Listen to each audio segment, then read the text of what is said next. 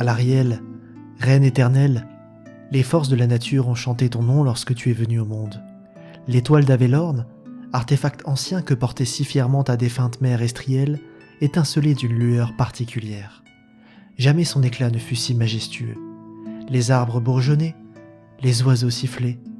Un vent provenant du levant soufflait une bise de fraîcheur, la rosée se déposant au sol dessinait des milliers de miroirs aveuglants. Du haut de la tour blanche de Oès, en ce jour particulier, les archimages ont pressenti la puissance que transportait Giran, le vent de magie. La nature réclamait son droit d'être et de prospérer dans tout le royaume d'Avélorn et jusqu'aux confins d'Ultuan. Les arbres faisaient craquer leurs branches, leurs murmures entonnant un chant ancestral que seuls les elfes disposant d'une grande sagesse peuvent reconnaître. Chapitre 1. Alarielle, une jeune sorcière promise à un destin épique.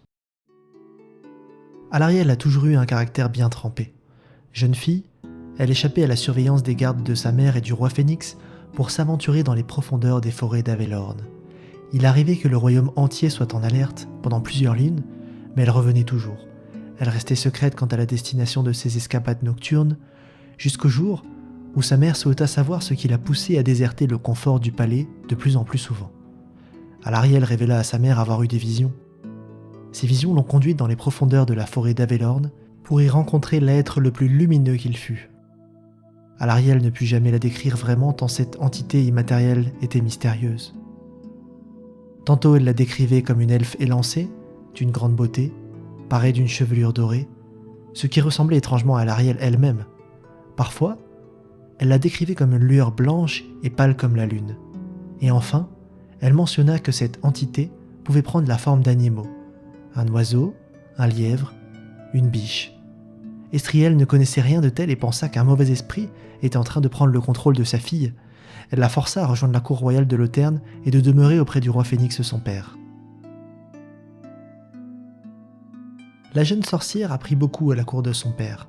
Les intrigues politiques, l'art de la guerre, et elle put être entraînée par les meilleurs mages d'Ultuan. Malgré sa jeunesse, Alarielle était consciente des défis de son temps et de son futur règne.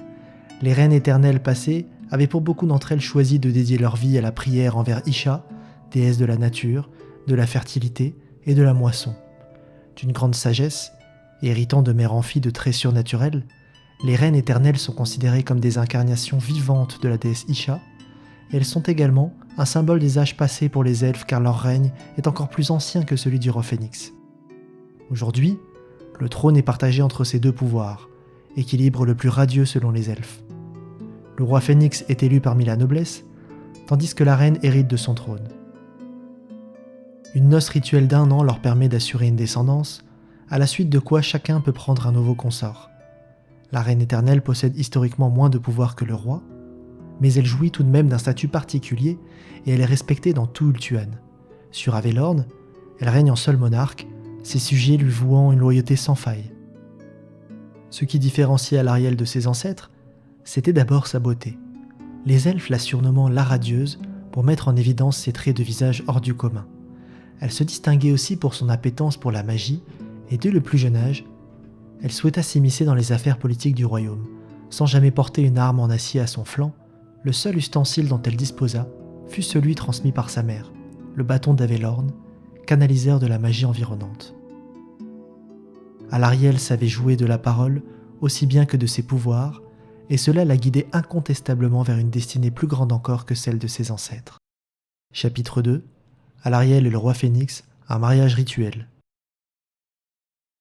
Lorsque son père Bellator mourut, Alarielle fut promise au nouveau roi Phénix, Finubar le voyageur. Doté d'une grande ambition, Finubar devint celui qui initia les échanges avec les humains de l'Extrême-Orient, faisant de Lotern la ville la plus prospère du monde. Rapidement, leurs noces furent perturbées par le retour des puissances noires qui étaient revenues pour envahir le monde une fois de plus. Alarielle mena les armées du roi maintes fois, sa voix froide et assurée guidant avec ardeur les troupes elfiques contre le chaos. Le couple royal eut une fille qui fut nommée Aliatra. Ce cadeau des dieux ne redonna pas la lueur des jours heureux au royaume d'Ultuan, alors que de mauvais présages se dessinaient. Des années plus tard, le mariage rituel entre Finubar et Alarielle arrivait à son terme. Il était de notoriété publique que la reine éternelle avait choisi comme nouveau consort le prince Tyrion. La reine et son amant restèrent discrets quant à leur liaison, et leur union était un mystère pour beaucoup. Nul ne savait décrire leur relation, tantôt décrite comme charnelle, tantôt décrite comme spirituelle. Quoi qu'il en soit, leur destin était lié et chacun en était conscient. Chapitre 3. Le destin funeste d'Aliatra, la fille de la reine. Aliatra, fille du couple royal, eut rapidement une place de premier rang au sein de la société elfique. Elle était connue pour être d'une grande beauté et dotée d'un pouvoir immense tout comme sa mère. Son père Finubar souhaita qu'elle fût élevée à la cour selon son rang par les meilleurs précepteurs d'Ultuan. Les capacités naturelles d'Aliatra couplées à son éducation la rendirent bientôt forte et particulièrement perspicace, si bien que son père faisait souvent appel à elle lors de missions diplomatiques, le sang royal de la princesse la rendant encore plus importante qu'un simple noble de la cour. C'est dans cet esprit que Finubar envoya sa fille dans la capitale de l'Empire nain, Karazakarak. Il savait que les rancœurs des guerres passées étaient encore présentes dans le cœur des nains. Des lignes avaient été rayées dans le livre des rancunes par les hauts rois successifs concernant les elfes. Cependant, le peuple nain les considérait toujours comme déloyaux, arrogants et indignes de confiance. Finubar voulait définitivement tirer un trait sur le passé et profiter d'un commerce florissant avec les cités naines. Alors que le convoi diplomatique des elfes se déplaçait à travers les terres du vieux monde pour rejoindre les contrées naines, un esprit maléfique sentit alors une opportunité exceptionnelle de semer la mort et la destruction. Cet esprit, c'était celui de Manfred von Karstein. Après des siècles de sommeil, le vampire immortel, patient et à l'affût, décela l'animosité entre les deux peuples nains et elfiques et souhaita exploiter cette faille à son avantage. Il savait que les races nobles des elfes, des nains et des humains pourraient repousser n'importe quel assaut de la mort une fois unis. Le but était de les diviser avant qu'il ne soit trop tard. Alors que la nuit était tombée dans la forêt, la délégation d'elfes prit ses quartiers au cœur d'une forêt dense et sombre.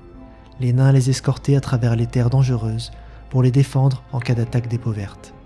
La pleine lune éclairait particulièrement le paysage et réussissait même à percer l'épais feuillage des arbres millénaires. C'était le moment pour Manfred. Chevauchant son dragon zombie, à la tête d'une armée de ghouls et de macabées, il plongea sur les elfes et les nains et les terrassa non sans résistance.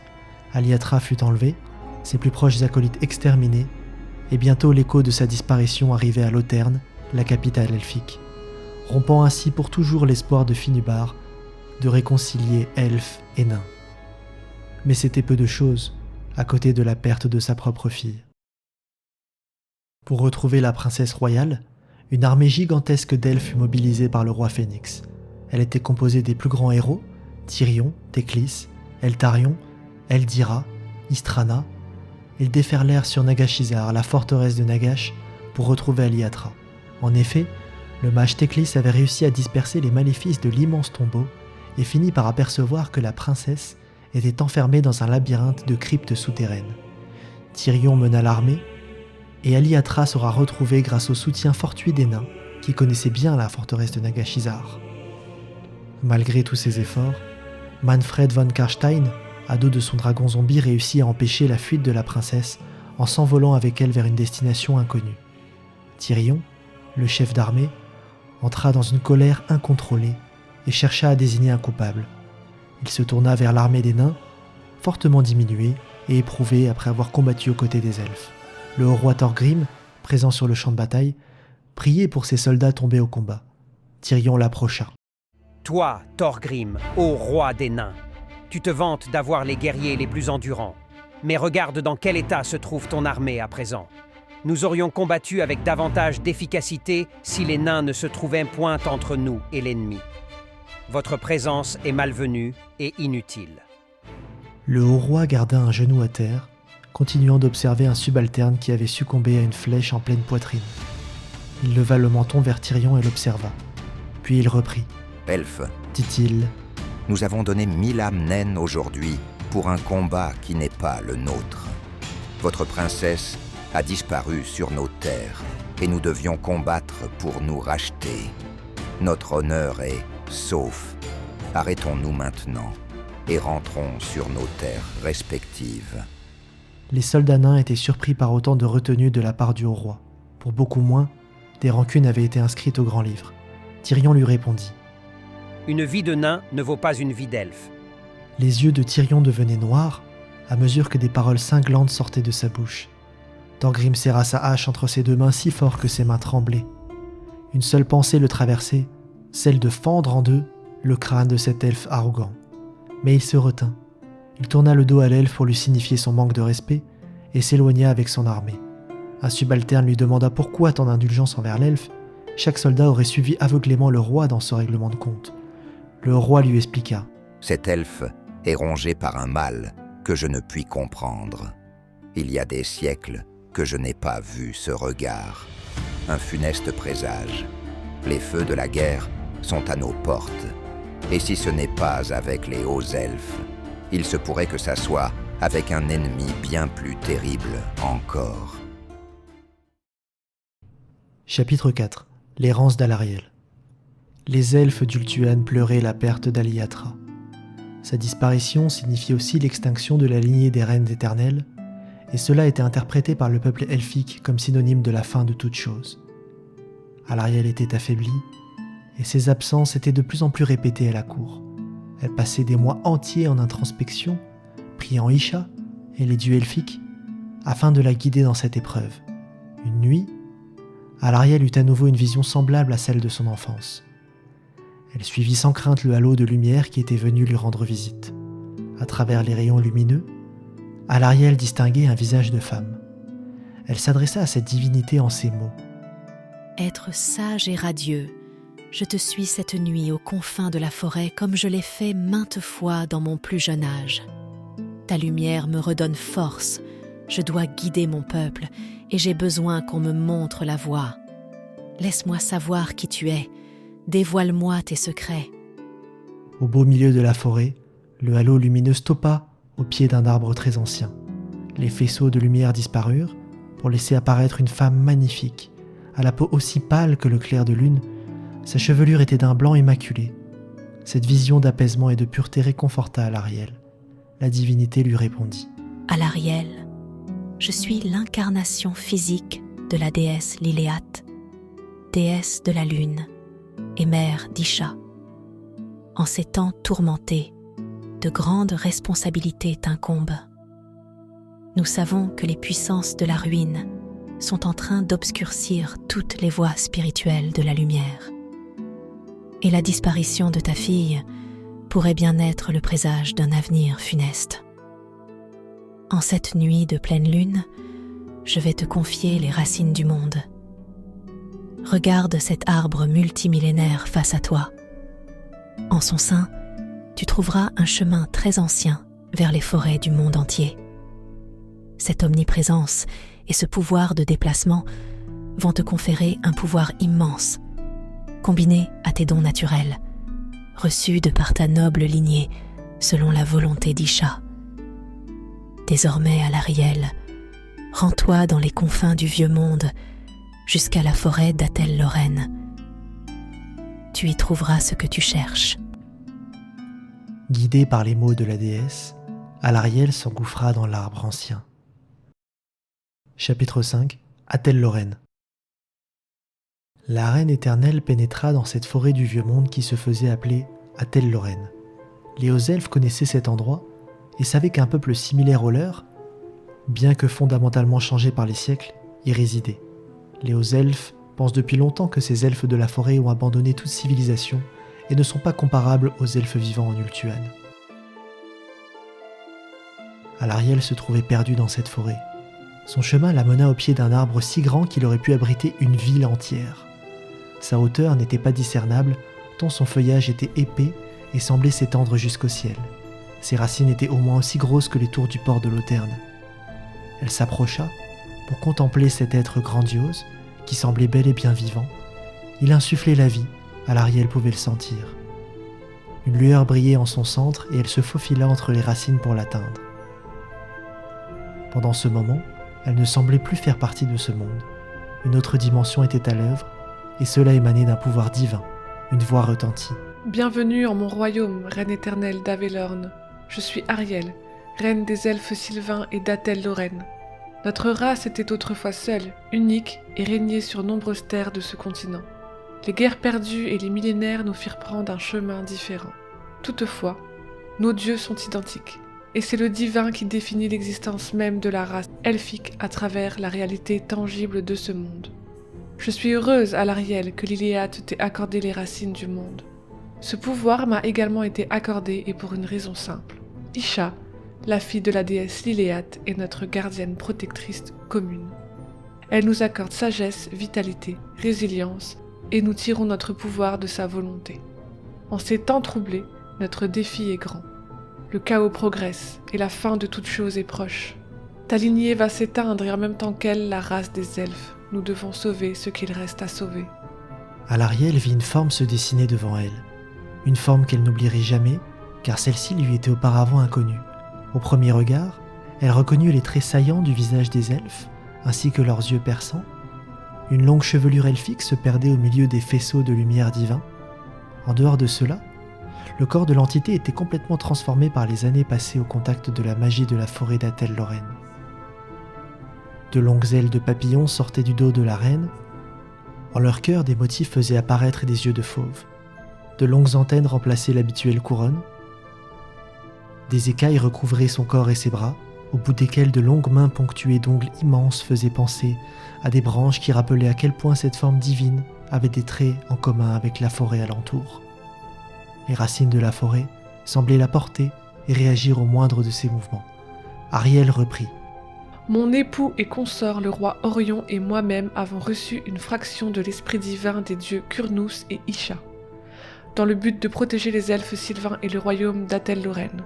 Aujourd'hui, nous sommes en sécurité. Quant à toi et aux elfes d'Ultuan, votre temps est compté, et malheureusement, reine éternelle d'Avelorn, je ne pourrai pas te prêter main forte dans ta quête pour sauver ton peuple avant mon prochain cycle. En effet, l'hiver arrive et je me meurs dans le chêne des âges avant ma prochaine résurrection, au prochain printemps. Alarielle resta silencieuse. Pourquoi avoir fait tout ce chemin ? Cela n'avait aucun sens. Quel était le but de Liléate et d'Isha si rien n'était possible ?